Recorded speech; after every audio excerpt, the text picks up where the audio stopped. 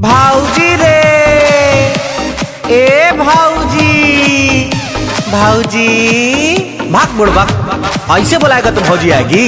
तब कैसे आएगी? तो उठाइए दोनों हाथ और बोलिए मेरे साथ। जैसा भाई बोल रहा वैसे करने का।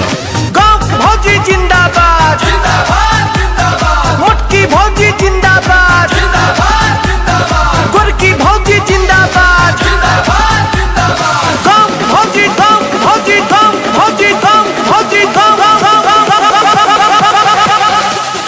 गाँव की भौजी जिंदाबाद।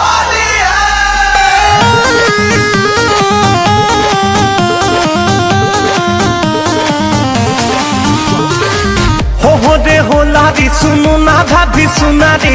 हो दे हो लादी सुनो ना भाभी सुना रे। लोना तू रंग लगावाई रे हमरे भतीजा के माही रे। लोना तू रंग लगावाई रे हमरे भतीजा के माही रे। घर से बाहर आओ जी ऐसे ना तड़पाओ जी। पति देव से लगवाया जब देवरों से लगवाओ जी। ढेर बोली आ रहा है। हाय देख रहे हो ना, साज देंगे तो ताज दो।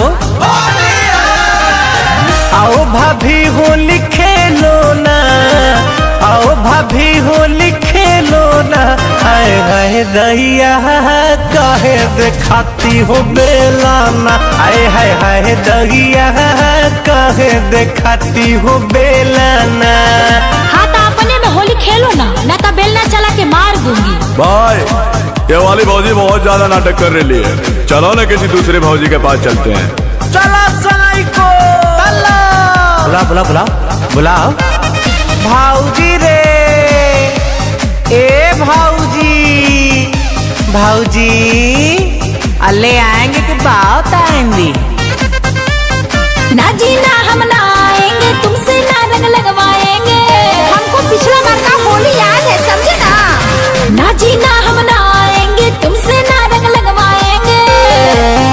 जरा सुनिए क्या? भाभी जी सुनिए। बोलिए ना। भारी ना आओगी जब भी तारा साओगी।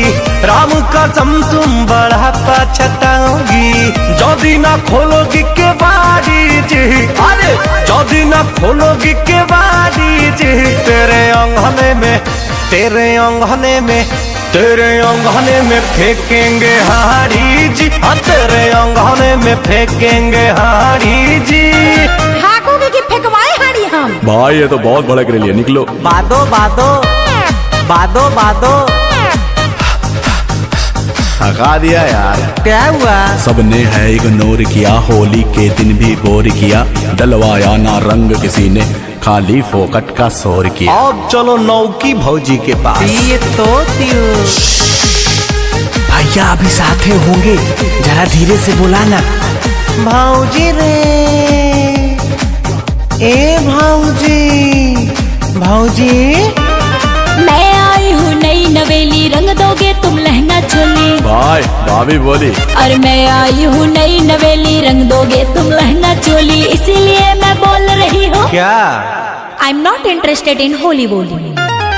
चार दुबारी घूमी आए हो भाऊजी, कोई नहीं लगवाया।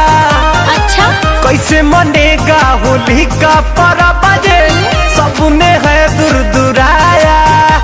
ओके देवर जी आती हूँ, मैं सबसे रंग लगवाती हूँ।